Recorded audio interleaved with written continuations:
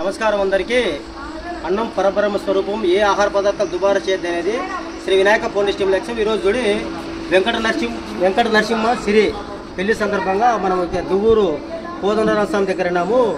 ఈ అబ్బాయి ఆదర్శం ఇచ్చి మనం నిజంగా మనం సంతోషపడాలి. అసలు ఉదయం సమయం 8 మనం 7 గంటలకు ఫోన్ చేశారు. లైవ్లో చూస్తూ చూడండి, దగ్గర ఒక 100 మందికి అయితే ఇక్కడ ఆహార పదార్థాలు అంటే అల్పాహార అంతా మిగిలిన వెంటనే మన నరసింహ ఫోన్ చేయడంతో శ్రీ వినాయక పౌర్ణిమ ఇప్పుడు వచ్చి మన ఈ భోజనం సేకరణ జరిగింది. చూడు, భోజనము ఆకలితో ఇబ్బంది పడే పేదవాళ్ళకు పద్దాన్ని అంటే మనం 9 లోపల అందించడం వల్ల ఏంటంటే వాళ్ళందరికీ ఆకలి తిప్పుతుంది.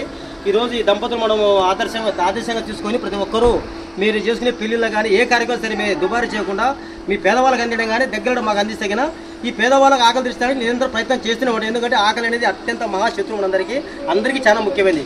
కాబట్టి ఈ విషయాన్ని గ్రహించి మీరు భోజనాలు దుబారా చేయాలని కోరుకుంటున్నాను.